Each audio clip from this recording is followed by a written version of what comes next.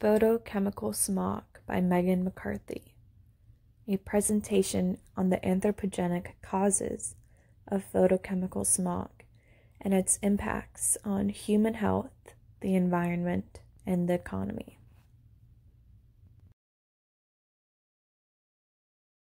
Photochemical smog is solar ultraviolet radiation on an atmosphere polluted with hydrocarbons and oxides of nitrogen, resulting in a brownish-gray haze and bad odor. The main contents in the anthropogenic air pollutant is ozone, nitric acid, and organic compounds. Photochemical smog is formed when cooler temperatures and dry winds create a high-pressure cool layer in the atmosphere, and then warm air aloft acts as a lid that traps smog closer to the ground. The smog trapped by that warm air lid then reacts with sunlight and creates a photochemical toxin. There are many anthropogenic sources of photochemical pollution, but the main proprietor is the burning of fossil fuels, in particular, vehicles. Nitrogen oxide from engines combine with the water to form nitric acid, or react with sunlight to create oxygen atoms that combine with molecular oxygen to make ozone. Other sources of photochemical smog other than vehicles include factories, homes, ships, agriculture, wildfires, and volcanoes. Wildfires and volcanoes contribute to the organic pollutant. Photochemical smog has a direct relationship with human activity. And in this picture you see right now, you can see before and after COVID-19 quarantine. And the picture on the right is during quarantine, when no one was really allowed on the streets, no one was commuting to work. And you can see how much the photochemical smog has cleared. The ozone in smog is probably the most dangerous component in photochemical smog that affects humans.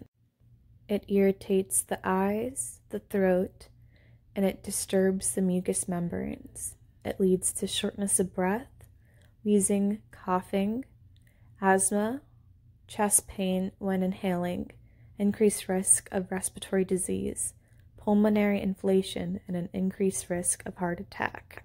Environmental impacts of this smog include damage to plant cells, inhibition of plant growth, and the reduction of the photosynthetic process, which increases the amount of carbon dioxide in the atmosphere.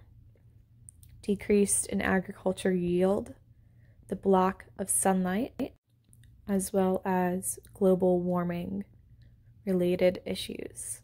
Photochemical smog is a greenhouse gas and does contribute to global warming. It is the third most significant greenhouse gas, and ozone, which is a byproduct of photochemical smog, has concentrates that are 30% higher than it was since before the industrial era. Economic impacts can be divided into non-market costs and market costs. Some of the market costs include health expenditures, labor productivity, and agricultural yields. If you remember from the previous slide, it had said that plant growth decreased, and that also negatively impacts agricultural yields. There are also the health factors that we had talked about previously.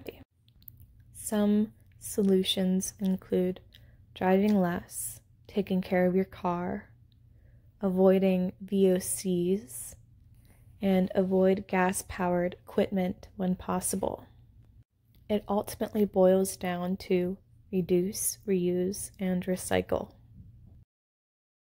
My question for you is, Given the fact that anthropogenic activities have major contribution to photochemical smog, which areas of your life are you able and willing to reduce consumption and activity in a realistic way? You can refer back to the previous slide if you want to review some of the solutions. Thank you so much for watching. Goodbye.